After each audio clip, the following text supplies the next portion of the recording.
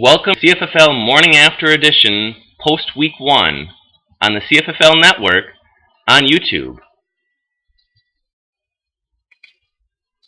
Welcome to the show. My name is Chris Weber and I'm your host this week, and I will be for the foreseeable future. Some disappointing news for some of you today. Our sideline reporter Emma will not be with us today as she's out doing an investigative story out in Minnesota. Apparently last year there was a scandal in the mailroom of a law firm out there where checks were being mailed and never received. She's going to try to track it down and find out whatever happened to former league member and league champion Bailey's Law Dogs. And maybe there might be some firings over this out there. This is going to be a big story. So we'll find out what happens next week when she's back. But first, let's look at what happened this week in the CFFL Week 1.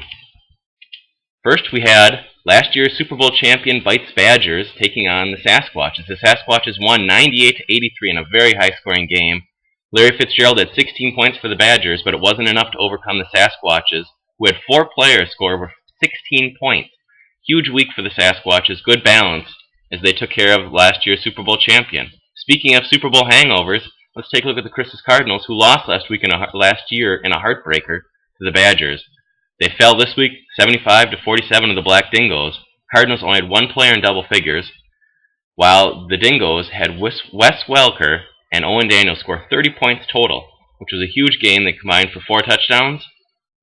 This was also the upset of the week, as ESPN's always accurate projections had the Cardinals winning by 13 points. However, that did not happen as the Cardinals fell. Next, we had the Bone Storm take on the Garbage Men. The Bone Storm had a big win. Thanks, Glenn, for that.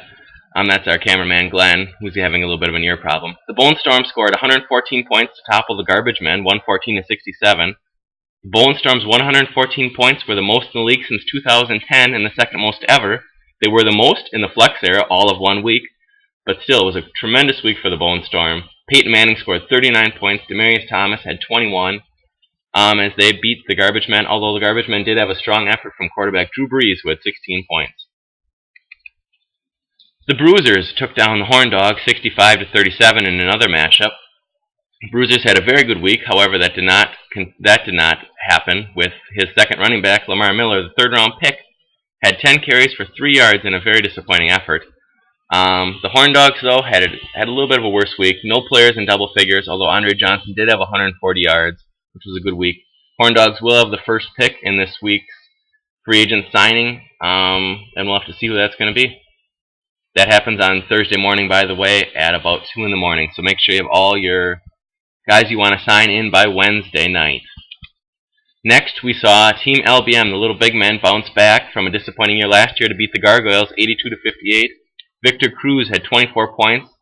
He and LBM salsa'd their way to a victory over the Gargoyles. Griff's controversial pick of Colin Kaepernick over Tom Brady did have a good week. So far, week 1, Kaepernick over Brady, as he had 23 points. Finally, the last game of the week, we saw the Kongs beat the Donkeys 69-51 in the Battle of the Dans. Aaron Rodgers had 19 points, and for the Donkeys, Tony Romo had 13 points. Good week for the quarterbacks, but a better week for the Kongs, as he has a good start this year after starting at 0-3 last year. Now this week, we're also going to not just look at what happened last week, we're also going to give some awards out. There was some tremendous weeks this week in fantasy. It seemed like a really high-scoring week. First of all, you have to give out a Player of the Week in fantasy, and we'll do that right now. Player of the Week goes to Peyton Manning, 462 yards, 7 touchdowns, 39 points. One of the highest-scoring weeks I can remember in fantasy. Just a tremendous week. Comparable to when Clinton Portis, I believe, scored 4 touchdowns and like 200 yards a couple years ago. And that was a huge week. That was in the 30s too. But this was an amazing week. Also, we don't always give it to a team. We'll give it to the Bone Storm this week. Like I said, the second highest points ever and the most since 2010.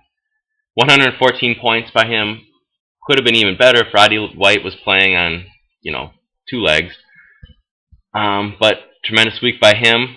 Bone Storm's already talking a little bit, ripping on me for not picking him to win his division. Can't say I blame him on that. That was maybe a wrong pick. That was a great week by him. Even did it with a weak second running back who had 1.8 yards to carry this week, but he did score a touchdown, so that was big. And that's a heck of a lot better than the guy who had 5 yards to carry in Gio Bernard, right, Tony?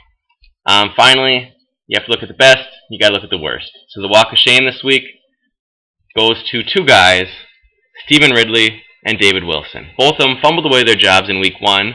Stephen Ridley has done that a lot in the past, but luckily for him, Shane Vereen broke his hand, so most likely he'll get his job back. David Wilson did the same last year. This year, though, it might be worse. It might actually be better for him because he doesn't have anybody behind him. Andre Brown is out. Darrell Scott had a decent showing, but the Giants are working on signing somebody this week. And that'll probably be the top free agent signing this week when the signings happen on Thursday. So that's most of our show this week. However, we do have one last segment, and it'll be a weekly segment here. It is a segment we're going to call Griff's Gripes. Griff will take a look and make fun of some things in the NFL, possibly ESPN, although that'd be hard to do because it's a really tight network. They really don't make any screw-ups, and they're pretty much on. They never talk about one team like the Jets or anything like that, who are a great team. For this guy, I think they should get most of the coverage anyway. So we'll take a look at Griff's gripe this week, and this week his gripe goes out to DK. He feels that he will, understand his gripe here. This one, Manning throws for 467 yards and 7 touchdowns, and Decker grabs 2 of them for 32 yards and no touchdowns. I guess Manning knows that the MINNESOTA, Minnesota, Minnesota, Go Gophers chant is the lamest in college football as well. Well, that's our show this week. Check us out next week as we'll have that breaking story from Emma, as well as looking back what happened in week 2. Can the Cardinals bounce back? Can the Badgers bounce back from their Super Bowl hangover? We'll have to see next week. Thanks for tuning in.